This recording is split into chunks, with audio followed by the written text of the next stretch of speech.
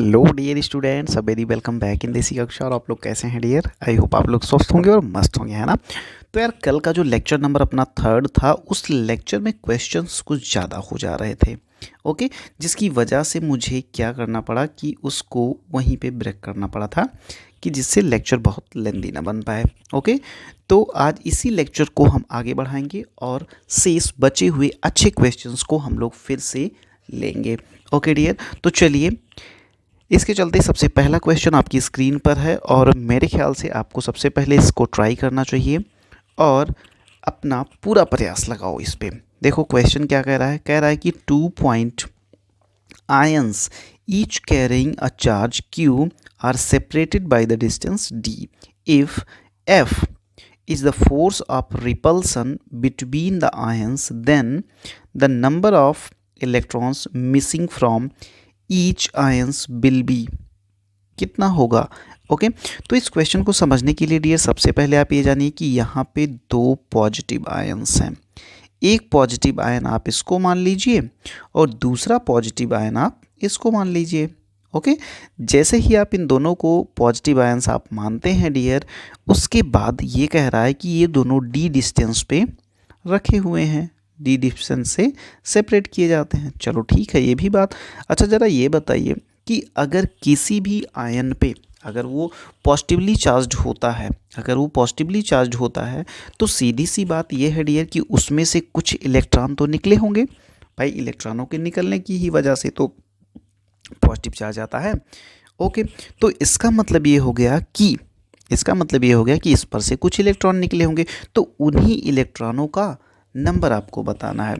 तो इनके बीच जो फोर्स ऑफ रिपल्सन दिया गया है वो F दिया गया है।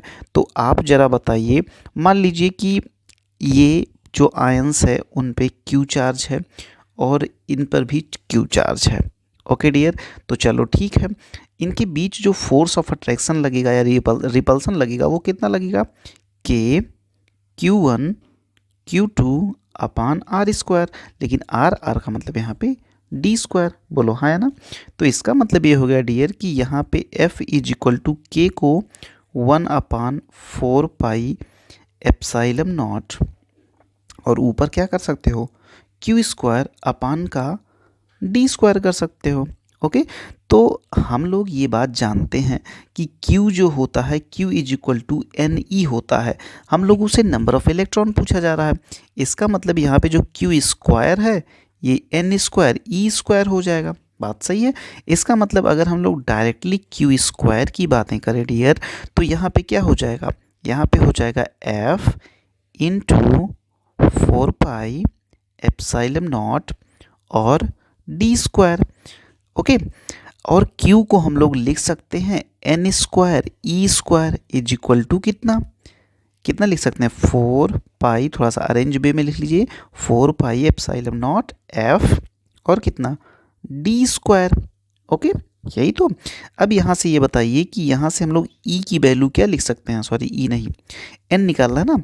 तो यहाँ से ज़रा हमें बताइए कि हम लोग यहाँ से direct N is equal to क्या लिख सकते हैं, हम लोग लिख सकते हैं क्या, 4 pi epsilon not F D square upon का क्या, अपान का ये E स्क्वायर यहाँ पे आ जाएगा, बोलो हाँ है ना। और ये सारा का सारा खेल जो है वो अंडर रूट के अंदर चला जाएगा। ओके, अगर ऐसा कोई ऑप्शन हमें मिल रहा है तो वो बिल्कुल करेक्ट है। तो देखो पहली बात तो ये अंडर रूट के अंदर नहीं है, ये अंडर रूट के अंदर नहीं है, ये दोनों तुरंत हो जाएंगे बाहर। अब यहाँ पे E ऊपर है, यहाँ पे डी स्क्वायर नीचे, तो ये भी ख़त्म हो जाएगा। आपका जो करेक्ट आंसर है डियर वो हो जाएगा डी। तो ये क्वेश्चन हमको सिखाता क्या है, बेसिकली ये क्वेश्चन हमको ये सिखाता है डियर कि कभी भी अगर इलेक्ट्रॉनों की बात आए कि कितने इलेक्ट्रॉन्स कम हुए हैं या कितने इलेक्ट्रॉन्स ज़्यादा हो गए हैं, एक्सेस हो गए हैं, तो वहाँ हमें एक formula Q is equal to NE का इस्तेमाल करना ही करना पड़ेगा। ओके, तो आई होप कि ये क्वेश्चन आपको बिल्कुल ज़बरदस्त समझ में आया होगा। चलिए अब हम लोग लेते हैं अगला क्वेश्चन। ओके डियर, चलो तो अगले क्वेश्चन के लिए चलते हैं हम लोग। अगला क्वेश्चन ये है आपकी स्क्रीन पे, जैसा कि आप देख भी पा रहे हो डियर कि ये क्वेश्चन नीट 2009 का क्वेश्चन है, 19 का। ओके, अब इस क्वेश्चन को आप पढ़िए पहले ध्यान से। क्वेश्चन क्या कह रहा है, कह रहा है कि 2 point charges A and B, okay, 2 point charges A and B having charge plus Q and minus Q respectively are placed at a certain distance apart and force acting between them is F if 25% charge of A is transferred to B then the force between the charges become कितना होगा। तो जल्दी से फटाफट से आप बता दो। अब देखो यहाँ पे दो चार्जेस हैं, यहाँ पे दो चार्जेस हैं डियर। पहला जो चार्ज है आपका वो है ए, जैसे मान लीजिए कि ये एक चार्ज है, अगर ये एक चार्ज है, मान लीजिए ये एक चार्ज है और ये चार्ज कितना है, ये चार्ज मान लीजिए ये क्यू है, मान लीजिए प्लस का क्यू है, ये है ए। और उसी समय एक दूसरा चार्ज है जो है माइनस क्यू और ये है चार्ज नंबर बी। ये दोनों देखिए कितनी दूरी पर हैं, ये दोनों कुछ दूरी पे है, having a charge and place at a certain distance. इसका मतलब इसके बीच की दूरी भी आप मान लीजिए इनके बीच की दूरी आर है। क्या है, आर है। अब क्या कह रहा है कि ए ने अपना 25% चार्ज, कितना, 25% चार्ज बी को ट्रांसफ़र कर दिया। ज़रा आप सोचो कि अगर हम इसको एक यूनिट चार्ज माने तो एक यूनिट का 25% का मतलब कितना हो गया, 1/4। तो अगर एक ने, ज़रा सोचो कि अगर इसने 1/4 चार्ज अपना निकाल दिया तो इसके पास कितना बचा, 3/4 ही तो बचा भाई, 3/4 क्यों। और इसके पास कितना बचा, ज़रा हमें ये बताइए। इसके पास होगा कितना, -1 था और इसके पास +1/4 और आ गया, तो बताओ कितना हो गया, इसके पास हो जाएगा -3/4 क्यू। बात समझ में आई कि नहीं। और पहले इनका जो फोर्स ऑफ अट्रैक्शन रहा होगा डियर, वो रहा होगा के, कितना रहा होगा, के Q1 Q2 अपान आर स्क्वायर। तो के Q1 Q2 अपान आर स्क्वायर का मतलब हो गया, माइनस के साथ अगर रखते हैं तो के Q1 Q2, वैसे इसमें माइनस रखने का कोई मतलब नहीं है, यहाँ से आप माइनस ना ही लगाएं तो कोई दिक्कत नहीं है। तो के Q1 Q2 अपान आर स्क्वायर रहा होगा और इसकी वैल्यू है F। तो ज़रा अब हमें ये बताओ, अब ये जो Q1 है वो 3/4 क्यू हो गया है और जो Q2 है वो -3/4 हो गया। तो अब इनका फोर्स कितना होगा, इनका फोर्स होगा के, चलिए माइनस यहाँ पे लगा ही दीजिए नहीं तो आपको दिक्कत होगी। तो के यहाँ पे क्या हो जाएगा, -3/4 क्यू इंटू 3/4 क्यू के Q1 Q2 अपान आर स्क्वायर। अभी भी डिस्टेंस उतनी ही है, तो ज़रा बताओ यहाँ पे अब कितना हुआ, यहाँ पे हो गया माइनस के इंटू 3 3 जा 9/16 और ये क्यू स्क्वायर अपान का आर स्क्वायर। अब ज़रा हमें ये बताओ, यहाँ से माइनस के क्यू स्क्वायर अपान आर, क्या ये एफ़ नहीं है, क्या ये एफ़ नहीं है। तो इसका मतलब ये पूरी की पूरी जो वैल्यू हो गई वो 9/16 एफ़ के बराबर हो गई। यहाँ से दिख नहीं रहा ये, तो यहाँ से ये पूरी की पूरी जो वैल्यू हो गई है डियर, वो हो गई है 9/16 एफ़। यानी अगर पहले ये एफ़ था इनके बीच का फोर्स ऑफ अट्रैक्शन, तो अभी वो 9/16 बन चुका है। क्या कहते हैं आप, आइए देखते हैं इसमें से कोई ऑप्शन मिल रहा है क्या।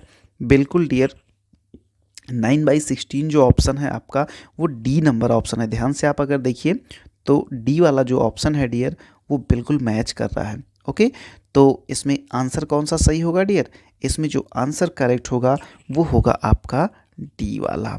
ओके, तो मेरे ख्याल से ये क्वेश्चन भी आपका बिल्कुल अपना हो चुका है और कुछ इसमें दिया नहीं गया डियर, कुछ भी इसमें दिया नहीं गया है। बस आपको इसमें क्या करना था, थोड़ा सा ये ट्रिक देखनी थी कि भाई ये किस तरीके से काम कर रहा है, किस तरीके से ये काम करता है। ओके डियर, चलो ठीक है, मेरे ख्याल से ये क्वेश्चन आपको बिल्कुल ज़बरदस्त समझ में आया होगा। चलिए अब हम लोग चलते हैं नए क्वेश्चन पे। ओके चलो, नया क्वेश्चन आपकी स्क्रीन पे है डियर। इसमें पहले ही जो है वो दिख रहा है, क्या कहते हैं, ठीक है, इसमें पहले ही ऑप्शन दिख गया है, कोई बात नहीं है, हमें ऑप्शन से कोई मतलब नहीं है। लेकिन ये जो क्वेश्चन है आपके सामने, इसके पहले आप एक दूसरा क्वेश्चन करिए। मेरे ख्याल से ये वाला क्वेश्चन आप पहले करिए। ये वाला जो क्वेश्चन रहेगा इससे आपको गजब का फील आ जाएगा, बहुत ही बेहतरीन फीलिंग वाला क्वेश्चन है ये। और ये एक ऐसा क्वेश्चन है डियर जो आपके इलेक्ट्रोस्टैटिक्स के चैप्टर को completely Newton's law of motion वाले चैप्टर से कनेक्ट करता है। तो चलिए सबसे पहले इस क्वेश्चन को हम लोग पढ़ते हैं। क्वेश्चन क्या कह रहा है कि two identical small charged spheres each having a mass m hang in equilibrium as shown. यहाँ पे देख रहे हैं ये किस तरीके से हैंग हुआ है। Okay, the length of each string is l, ये l स्ट्रिंग है, ये भी l है। Okay, and the angle made by any string with the vertical is theta. Okay, तो थीटा एंगल बना रहा है। तो find the magnitude on the spheres, find the magnitude of charge, यहाँ पे चार्ज पूछा जा रहा है डियर। ओके, तो चलिए सबसे पहले हम इस क्वेश्चन की पूरी मैकेनिज्म समझते हैं। ज़रा देखो ये क्वेश्चन दिख कैसे रहा है, कुछ ऐसे दिख रहा है ना। यहाँ पे एक बेस है जिससे इधर एक चार्ज है और इधर एक चार्ज है डियर, क्या कहते हो? बिल्कुल ऐसे ही तो है। ओके, और यहाँ पे इसका सेपरेशन है, ठीक है। ये आपका थीटा है और ये आपका थीटा है। ओके, और इनका जो मास है डियर, इनका मास दिया गया है क्या? इनका, हाँ, कहा गया है टू आइडेंटिकल स्मॉल चार्जेस, ठीक है, हैविंग मास m। इनका मास भी दिया गया है, इनका मास m है डियर। क्या है? इनका मास जो है वो m है। ओहो, पूरा गायब हो गया। चलो फिर से बना देते हैं। ठीक है, इसको आप ऐसे कर लीजिए, ये मास m है, तो इसका मतलब इसको भी थोड़ा सा मॉडिफाइड कर लें हम लोग, थोड़ा सा मॉडिफाइड कर लिया जाए, इसको ऐसे रख लिया जाए मास। ओके, अच्छा, अब आप हमें ये बताइए डियर, आप हमें ये बताइए कि इस पे कितने तरह के फोर्स लग रहे होंगे। ये रस्सी है जो कि L लेंथ की है, कितने लेंथ की है? L लेंथ की है। ओके, अच्छा ये बताइए, क्या ये रस्सी ऊपर एक टेंशन लगा रही होगी? बिल्कुल भैया लगा रही होगी। ये रस्सी ऊपर एक टेंशन लगा रही होगी? बिल्कुल लगा रही होगी। तो इस क्वेश्चन को हम लोग बहुत देर तक बातें करेंगे इस पे, क्योंकि एक एक पॉइंट इसका हम लोगों को क्या करना है, बिल्कुल से कवर करना है। चलो ये बताओ भाई, अगर इसके बीच की दूरी भी हम लोग कुछ मान लेते हैं, इसके बीच की दूरी चलो हम लोग मान लेते हैं कितना, r मान लेते हैं, ये पूरी दूरी हम r मान लेते हैं। चलो बहुत अच्छी बात है। ये बताइए कि अगर ये ऊपर टेंशन लग रहा है, अगर ये ऊपर टेंशन लग रहा है तो इस टेंशन के दो कंपोनेंट भी होंगे। कौन कौन से? एक तो आपका ऊपर वाला कॉन्टेंट है ना, और एक ये इधर वाला, तो ये दो कंपोनेंट होंगे डियर। अच्छा ये बताइए, अगर ये थीटा है तो इसका मतलब ये भी थीटा होगा। बात समझ में आ रही है? इसका मतलब हम यहाँ से कुछ ना कुछ ये कह सकते हैं डियर कि ये ऊपर जो है ये टी कॉस थीटा हो जाएगा, टी कॉस थीटा कह सकते हैं ना, और इधर ये जो है ये टी साइन थीटा हो जाएगा। आप भी बोलोगे भैया बिल्कुल सही कह रहे हो। अच्छा ये बताओ, क्या इस पे नीचे जो है mg लग रहा होगा? आप बोलोगे बिल्कुल लग रहा होगा। क्या ये वाला जो फोर्स है, ये वाला जो फोर्स है, इस पे इधर एक फोर्स ऑफ रिपल्सन लगा रहा होगा, इलेक्ट्रोस्टैटिक फोर्स लगा रहा होगा? बिल्कुल लगा रहा होगा। अब यहाँ पर डियर अगर हम लोग ये पूरा का पूरा सिस्टम, आप जानते हैं ये पूरा का पूरा सिस्टम इक्विलिब्रियम में है, तो अगर ये इक्विलिब्रियम में है तो क्या मैं ये कह सकता हूँ डियर कि इस पे जो F टोटल लग रहा है या F नेट जो लग रहा है इस पे, क्या मैं कह सकता हूँ कि वो जीरो है? बोलो हाँ या ना। तो इसका मतलब ये हो गया, अगर F नेट जीरो है तो एफ एक्स कंपोनेंट जो होगा वो भी जीरो होगा, और F का जो Y कंपोनेंट होगा डियर वो भी जीरो होगा। बोलो हाँ या ना। बिल्कुल सही कह रहे हो भैया आप। तो चलो ठीक है, आ जाओ नीचे। अब ये बताओ, यहाँ पे जो टी साइन थीटा है डियर, टी साइन थीटा जो है वो किसको बैलेंस कर रहा है? ज़रा ध्यान से देखो, क्या वो एफ ई को बैलेंस नहीं कर रहा है? भाई इधर इधर लग रहा है ना टी साइन थीटा, तो ये एफ ई को, इसका मतलब T sine theta is equal to F E. इसको हम लोग इक्वेशन नंबर 1 मान लें तो कोई दिक्कत बिल्कुल नहीं होगी। अच्छा ठीक है, अगर नहीं होगी तो ज़रा हमें आप ये बताओ बच्चों कि क्या हम लोग T cos theta is equal to M G बोल सकते हैं? क्या एम जी बोल सकते हैं क्या? बोलो जल्दी से, बोलो जल्दी से, क्या हम लोग एम जी बोल सकते हैं क्या? करो भैया बिल्कुल बोल सकते हैं। ठीक है, अपने पास दो इक्वेशन हो गया, टी साइन थीटा और टी कॉस थीटा। कुछ कुछ फील आ रहा है क्या कि अगर हम लोग एक को अगर हम लोग 2 से भाग कर दें, एक को अगर हम लोग 2 से भाग कर दें तो क्या हमें डियर देखो यहाँ T sine theta upon T cos theta is equal to F E upon M G नहीं मिल जाएगा? बिल्कुल मिल जाएगा। और t से t कैंसिल हुआ और sine theta upon cos theta is equal to क्या होता है?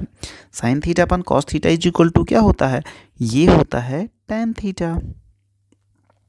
तो क्या हमारे पास tan theta is equal to F E upon M G नहीं है डियर? क्या नहीं है? बिल्कुल है। ओके और हम लोग इतना तो जानते हैं कि ये जो एफ ई है, ये एफ ई वास्तव में क्या है? एफ ई है के Q1 Q2 यानी कि Q square upon R square. ये तो बात हम सारे लोग जानते हैं, ये बात तो हम सारे लोग जानते हैं। बोलो हाँ या ना? तो बिल्कुल जानते हैं। और एक चीज़ मैं आपसे और एक चीज़ पूछना चाहता हूँ, ज़रा आप हमें बताइएगा कि ये जो यहाँ से ये जो थीटा है, यहाँ से जो थीटा है, क्या हम यहाँ से इतने की वैल्यू नहीं निकाल सकते? इतने की वैल्यू नहीं निकाल सकते? या मैं अगर आपसे ये कहूँ कि आर ये पूरा का पूरा यहाँ से यहाँ तक क्या है? यहाँ से यहाँ तक पूरा ये आर है ना? तो अगर मैं आर कहूँ या r/2 कहूँ, मैं केवल इतना r/2 की बात अगर मैं करना चाहूँ डियर, तो केवल r/2 क्या होगा ये बताओ? r/2 क्या होगा? बोलो बोलो बोलो, r/2 क्या होगा? r/2 क्या होगा आप बताओ? तो आप ये कहोगे यार कि साइन थीटा से इसका रिलेशन दिख तो रहा है, तो हम लोग यहाँ से अगर sine theta is equal to बोलें तो sine theta is equal to क्या होता है? Sine theta is equal to यहाँ पे हो जाएगा r/2 अपान क्या? अपान l। तो यहाँ से r इज इक्वल टू क्या आ जाएगा बताओ जरा? r इज इक्वल टू हो जाएगा 2, हाँ बोलो, l साइन थीटा। हो जाएगा कि नहीं हो जाएगा? बहुत अच्छे। इसका मतलब अगर यहाँ पे जो हम वैल्यू रख रहे हैं, अब हम लोग इसका इस्तेमाल अच्छे से करेंगे। तो चलिए हम लोग नए पेज पे चलते हैं। ओके तो नए पेज पे आते ही ज़रा देखिए यहाँ से हम लोग क्या लिख सकते हैं कि tan theta is equal to, यहाँ से देखिए tan theta is equal to F E upon M G. Okay यही तो अपना बेसिक है। यहाँ से पकड़े हैं, यहाँ से देखो, यहाँ से आगे चलो, यहाँ से तो हम लोगों ने क्या देखा कि tan theta is equal to F E upon M G, और एफ ई की वैल्यू क्या है? K Q square upon R square, और यहाँ पे नीचे एम जी है, और ये है क्या? ये है अपना tan थीटा। ये क्या है? tan theta is equal to, तो अब हम लोग सारी वैल्यूज़ रखते हैं, और क्या करें? बोलो बोलो, अब आगे क्या करें? बोलो बोलो। अब हम लोग, चूंकि हमें क्या निकालना था ज़रा ध्यान से देखो, हमको Q की वैल्यू निकालनी है, Q चार्ज। तो सीधा पॉइंट पे आए ना, सीधे पॉइंट पे आए कि यहाँ से अगर हम लोग Q स्क्वायर लिख दें तो हम लोग Q स्क्वायर क्या लिखेंगे ज़रा ये बताओ? K की वैल्यू यहाँ से जो K की वैल्यू है इसको थोड़ा सा और मॉडिफाइड हम लोग कर सकते हैं, 1/4 pi epsilon naught Q square upon R square M G. इतना हो गया। तो अब बताओ Q square is equal to क्या होगा? Q square is equal to, क्या हम लोग ये नहीं लिख सकते डियर? क्या हम लोग 4 pi epsilon naught R square M G और उसके बाद साथ में tan थीटा, क्या इतनी बात नहीं लिख सकते? डियर? जल्दी से बता दो। बिल्कुल लिख सकते हैं। अभी इसको थोड़ा सा और बाकी है कि Q square is equal to, इसको लिखो 4 पाई एप्सिलॉन नॉट, आर की जगह पे हम लोग 2l साइन थीटा का होल स्क्वायर लिख दें, साथ में mg लिख दें और साथ में tan थीटा लिख दें, तो कैसा रहेगा ये बताओ? सब कुछ ठीक ठाक? अगर सब कुछ ठीक ठाक माय डियर, तो आ जाओ यहाँ पे हम लोग सीधे अब Q की वैल्यू लिखते हैं।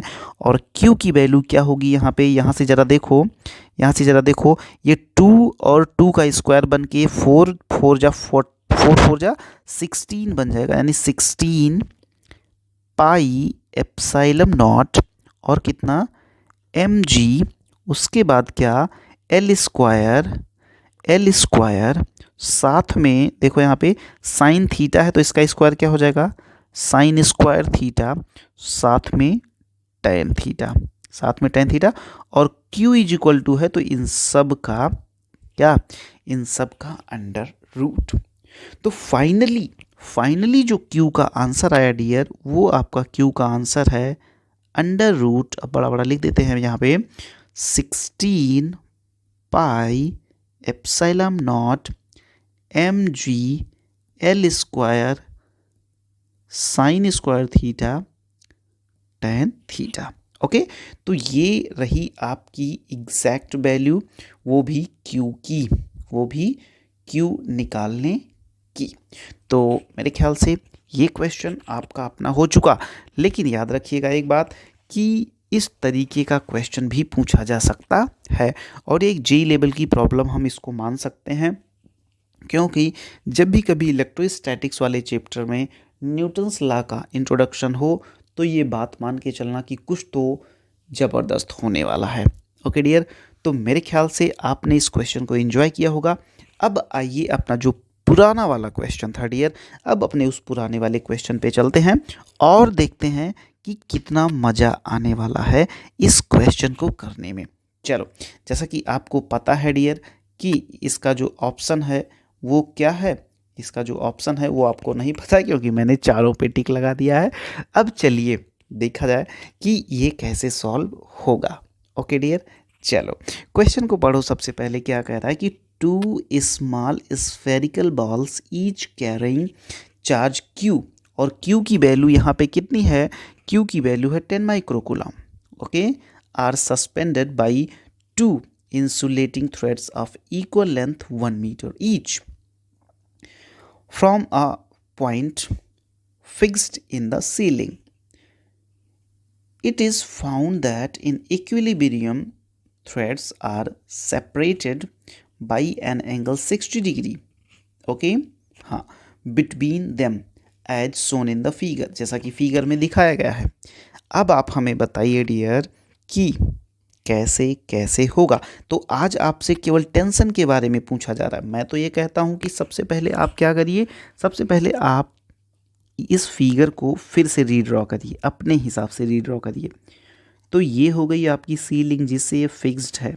ओके, ये हो गया आपका पहला थ्रेड और ये पहला मास, और ये हो गया आपका दूसरा थ्रेड और इससे लगा हुआ दूसरा मास। अब ये बताइए कि अगर ये पूरा का पूरा 60 है डियर, तो केवल इतना कितना होगा, ये होगा आपका 30, और ये कितना होगा, ये भी होगा आपका 30। ओके, इस पे लगने वाले फोर्सेस क्या आपको याद हैं, इस पे लगने वाले फोर्सेस क्या आपको याद हैं? बिल्कुल भैया, नीचे क्या लगता था mg। ओके, इधर क्या लगता था, ज़रा बोलो जल्दी से, t साइन थीटा, बोलो, ऊपर क्या लगता था, बोलो, t कॉस थीटा, और इधर क्या लगता था ये भी बता दो, इधर Fe लगता था, फोर्स ऑफ इलेक्ट्रोस्टैटिक्स। तो क्या ये क्वेश्चन टफ है? बिल्कुल भी नहीं टफ है। क्यों? इसलिए क्योंकि यहाँ से देखो ना, यहाँ से देखो t, और ये पूरा का पूरा क्या है, ये पूरा का पूरा इक्विलिब्रियम में है। इसका मतलब t sine theta is equal to क्या हो जाएगा, फोर्स ऑफ इलेक्ट्रोस्टैटिक्स Fe। तो जरा हमें बताओ कि Fe का मान क्या होता है, 1/4 पाई एप्सिलॉन नॉट, या सीधे कह दें K, और K की वैल्यू कितनी होती है 9 × 10⁹ K। Q1 की वैल्यू देखो यहाँ पे 10 माइक्रोकूलम, इसका मतलब 10 × 10⁻⁻6। फिर से Q2, फिर से क्या 10 × 10⁻⁻6 के Q1 Q2 अपान का R स्क्वायर की जगह पे क्या करिएगा डियर, 1 मीटर है ना, 1 मीटर, तो नीचे 1 हो जाएगा। अब चलो देखो फटाफट, तो ये है t साइन थीटा की वैल्यू। चलो हम लोग नेक्स्ट पेज पे चलते हैं। क्या है, t sine theta is equal to कितना लिखे थे, जरा एक बार देखिए तो, 9 और 10, हाँ क्या लिखे थे, 9 × 10⁹ इंटू 10 × 10⁻⁻6 इंटू 10 इंटू 10⁻⁻6 अपान में 1 उसका कोई मतलब नहीं है। और t साइन थीटा, और साइन थीटा की वैल्यू कितनी है, साइन कितना, साइन 30 डिग्री, ये इक्वल हो जाएगा 9 इंटू, अब यहाँ से देखिए -6 और ये -5 हो जाएगा यहाँ से, और चलो इसको हम सिंप्लीफाई ही कर देते हैं। 9 इंटू 10⁻9 इंटू ये 10 और ये 6, ये 10⁻−5 इंटू 10⁻−5, तो -5 -10, ओके, समझ में आ रही बात। तो ये हो जाएगा 9 इंटू 10 कितना, 10, यहाँ पे -1, इसका मतलब हो गया 0.9, क्या कहते हो। और यहाँ पे हो गया t साइन थीटा का वैल्यू 1/2, तो t इज इक्वल टू कितना होगा, 0.9 इंटू 2 इज इक्वल टू कितना, इज इक्वल टू बोलो 1.8। 1.8 क्या डियर, 1.8 न्यूटन, 1.8 न्यूटन। तो मेरे ख्याल से ये क्वेश्चन बहुत ही प्यारा था। केवल ये अगर पुराना इसके पहले वाला क्वेश्चन अगर आपने किया होगा डियर, तो ये बात मान के चलिए आपकी, ये बात आप मान के चलिए कि आपसे बहुत ही आसानी से हो जाएगा। ओके, बिल्कुल आसानी से हो जाएगा, उसमें बिल्कुल डरने की कोई नीड नहीं है। ओके डियर, हाँ तो ठीक है, ये क्वेश्चन 1.8, इसका मतलब ये वाला ऑप्शन आपका बी वाला ऑप्शन, बी फॉर बॉम्बे, बिल्कुल करेक्ट था। ओके, तो ये रहे आज के कुछ बहुत ही बेहतरीन क्वेश्चंस, जिसमें पहला क्वेश्चन आपने देखा उसमें हम लोगों ने अच्छा खासा किया, फिर आपने देखा कि ये जो न्यूटन्स लॉ से रिलेटेड क्वेश्चन था ये भी हम लोगों ने अच्छे से कर लिया। तो इस तरीके से हमारी जो प्रैक्टिस है, हमारी जो ग्रिप है एक्चुअली, वो कूलॉम्स लॉ पे लगभग ठीक ठाक बन चुकी है डियर। ओके, अब हमको क्या करना चाहिए, क्या और भी कोई क्वेश्चन है, ये हो गया, ये भी हो गया, ये भी हो गया, और हाँ अब कोई क्वेश्चन नहीं है। अब हम लोग क्या करते हैं डियर, अब हम लोग लेते हैं अपना अगला टॉपिक, और वो है vectors form of Coulomb's law. Okay, तो वेक्टर फॉर्म कैसे होता है, किस तरीके से वो वर्क करता है, किस तरीके से वेक्टर को हम लोग रिप्रेजेंट करते हैं, ये सारी चीज़ें हम लोग देखेंगे। लेकिन उससे पहले एक और क्वेश्चन हम लोग कर लेते हैं। ओके डियर, ये डियर एक क्वेश्चन मैंने आपकी स्क्रीन पे लाके आपके लिए रखा है, और आप कोशिश करिए कि इस क्वेश्चन को ज़बरदस्त तरीके से आप करिए। ओके, क्वेश्चन को मैं डिस्क्राइब कर देता हूँ।